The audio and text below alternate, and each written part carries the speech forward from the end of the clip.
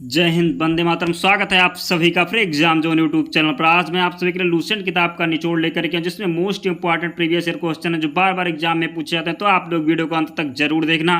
तो चलिए वीडियो को स्टार्ट करते हैं। पहला प्रश्न देखते हैं, कौन से विदेशी देश ने सबसे पहले भारत के साथ व्यापार किया था? तो राइट आंसर होगा पुर्तगाल। भारत की संविधान सभा ने किस वर्ष में कामकाज प्रारंभ किया? तो 1946। पायरिया मानव शरीर के कौन से अंग को प्रभावित करता है? तो दांत और मसूड़े इसका राइट आंसर होगा। भारत के सबसे पहले मुख्य चुनाव आयुक्त कौन थे? सुकुमार सेन राइट आंसर होगा। अगला प्रश्न देखते हैं, भारत के नियंत्रक एवं महालेखा परीक्षक की नियुक्ति के लिए कौन उत्तरदायी है? तो राष्ट्रपति इसका राइट आंसर होगा। भारतीय रुपए के प्रतीक को डिजाइन करने का श्रेय किसको जाता है? तो भारतीय रुपए के प्रतीक को डिजाइन करने का श्रेय डॉक्टर उदय कुमार को जाता है। आपको ध्यान रखना है, क्वेश्चन बहुत इंपॉर्टेंट है जो बार बार एग्जाम में पूछे जाते हैं। भारत में नल सरोवर पश्चिम विहार किस राज्य में स्थित है? तो भारत में नल सरोवर पश्चिम विहार गुजरात राज्य में स्थित है। भारत में किस गवर्नर जनरल को स्थानीय स्वशासन का पिता कहा गया था? तो रिपन इसका राइट आंसर होगा। अगला प्रश्न देखते हैं, भारत में बाल विवाह निषेध अधिनियम किस वर्ष पारित किया गया? तो भारत में बाल विवाह निषेध अधिनियम 1929 में पारित किया गया।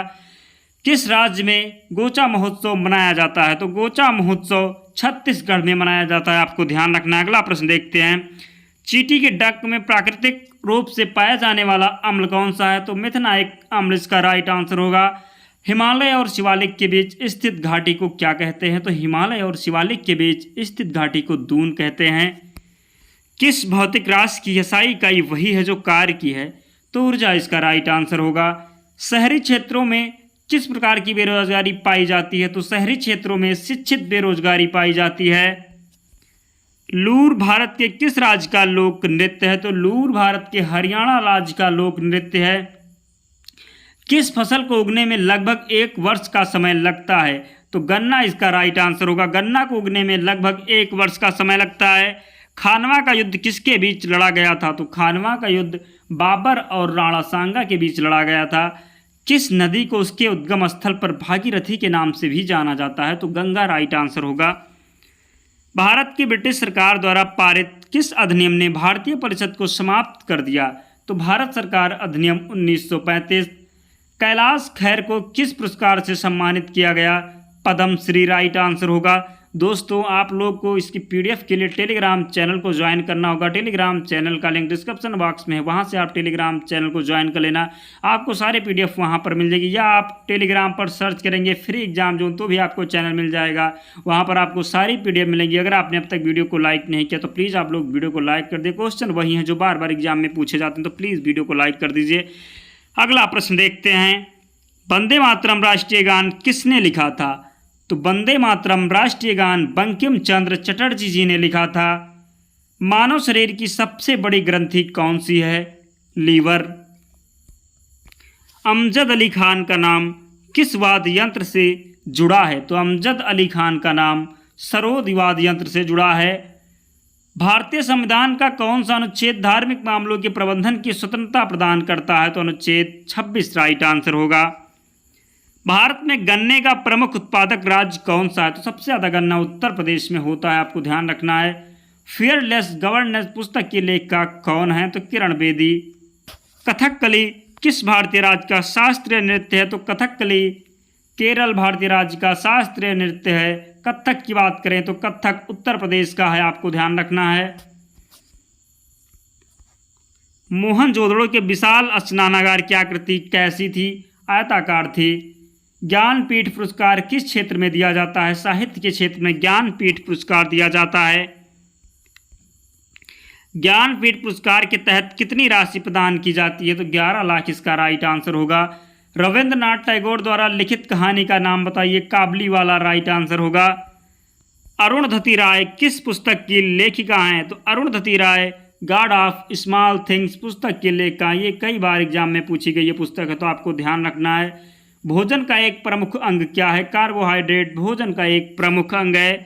कैप्सूल का आवरण बना होता है? तो कैप्सूल का आवरण स्टार्च का बना होता है। शहद का प्रमुख घटक है फ्रक्टोज राइट आंसर होगा। मानव शरीर में कार्बोहाइड्रेट पुनः संग्रह होता है? तो ग्लाइकोजन में। शरीर में ऊतकों का निर्माण किससे होता है? तो शरीर में ऊतकों का निर्माण प्रोटीन से होता है। भारत के किस मुख्य न्यायाधीश ने राष्ट्रपति के रूप में काम किया है? तो जस्टिस एम हिदायतुल्लाह इसका राइट आंसर होगा।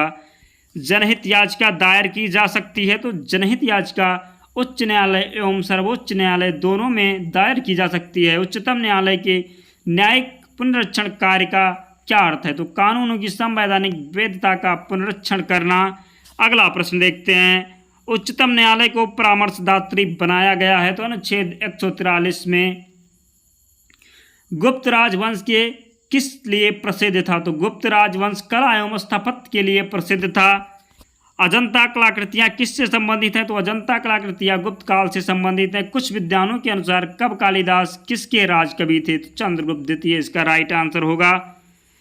अजंता चित्रकारी का विषय वस्तु किससे संबंधित है? तो अजंता चित्रकारी का विषय वस्तु बौद्ध धर्म से संबंधित है।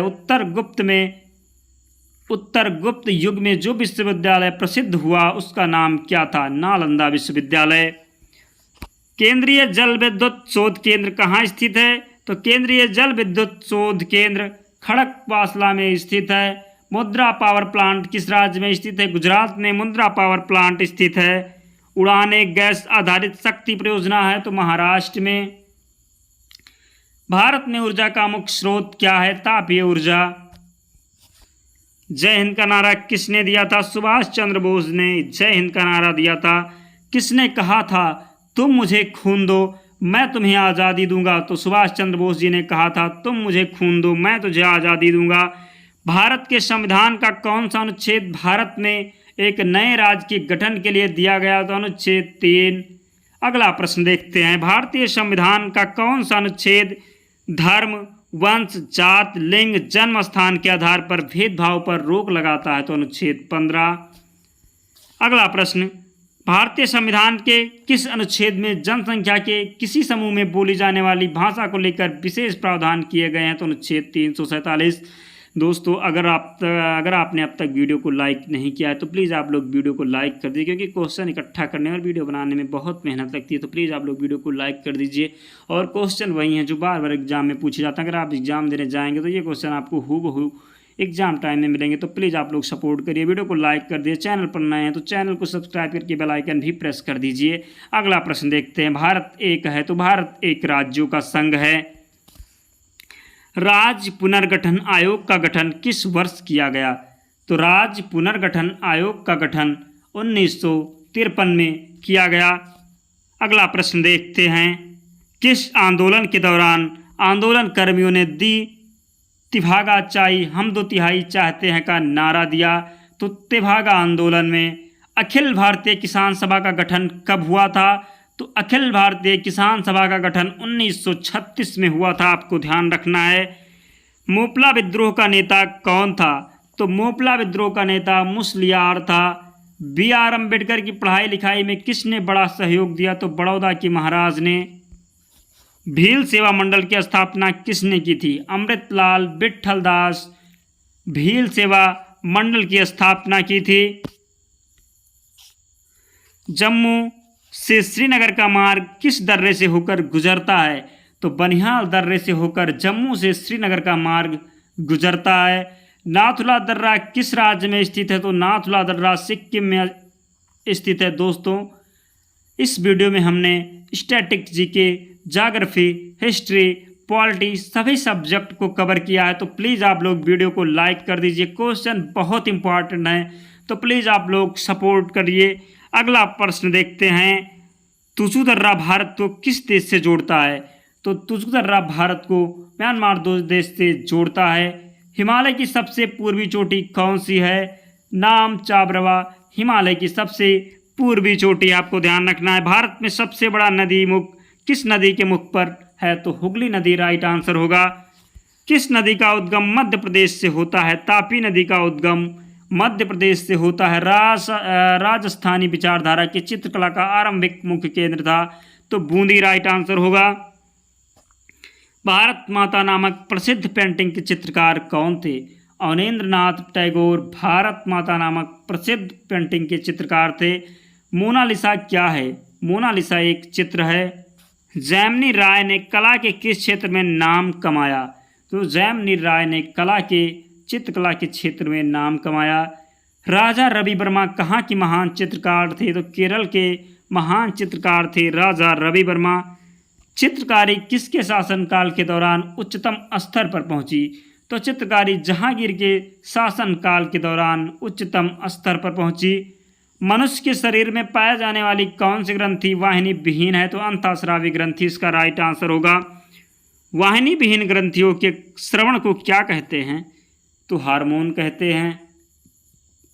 मनुष्य के शरीर की सबसे छोटी ग्रंथि कौन सी है? पिट्यूटरी इसका राइट आंसर होगा।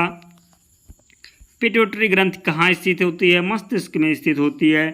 मनुष्य के मस्तिष्क का सबसे बड़ा भाग है प्रमस्तिष्क, इसका राइट आंसर होगा।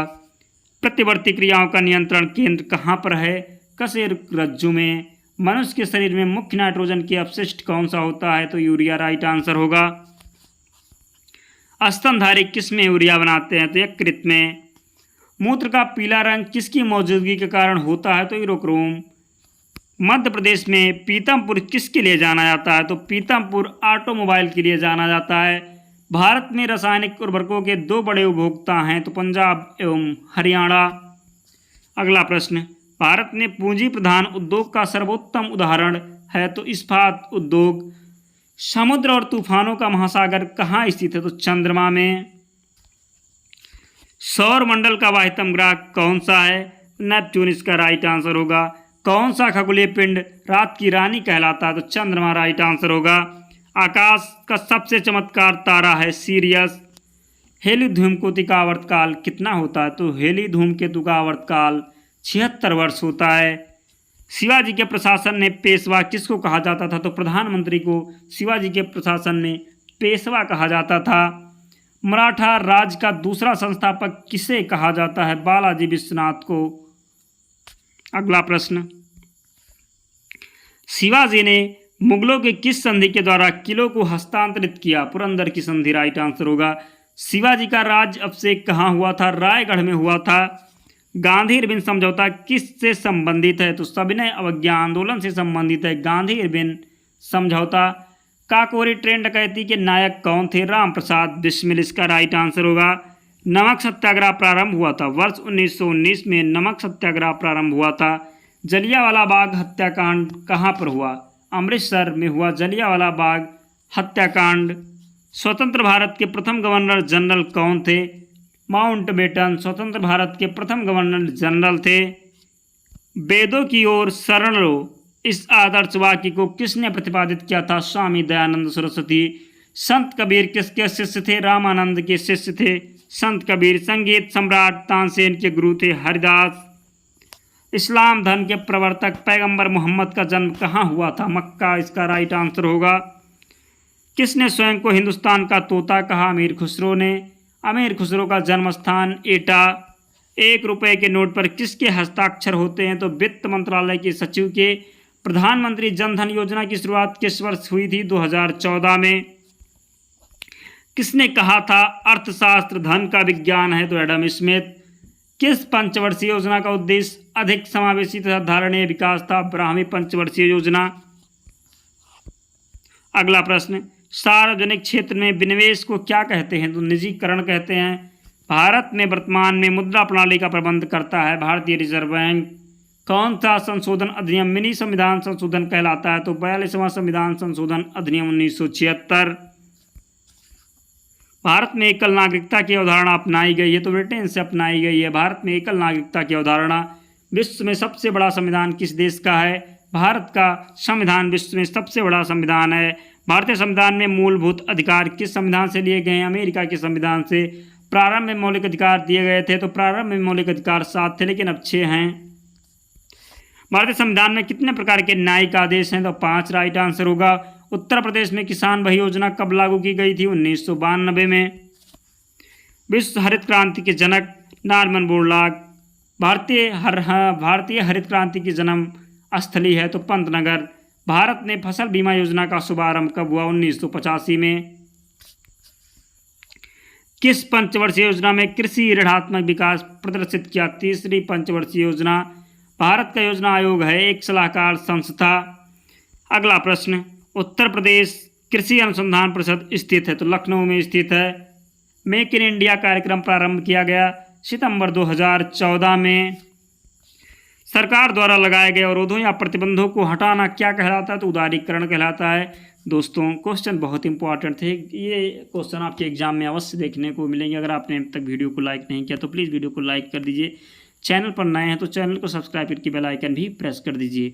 और आप इसकी पीडीएफ के लिए टेलीग्राम चैनल से जुड़ना होगा। टेलीग्राम चैनल का लिंक डिस्क्रिप्शन बॉक्स में, वहाँ से आप टेलीग्राम चैनल को ज्वाइन कर लेना, आपको सारी पीडीएफ वहाँ पर मिल जाएगी। तो मिलते हैं अगले वीडियो में, तब तक पढ़ते रहिए, ध्यान रखिए अपना।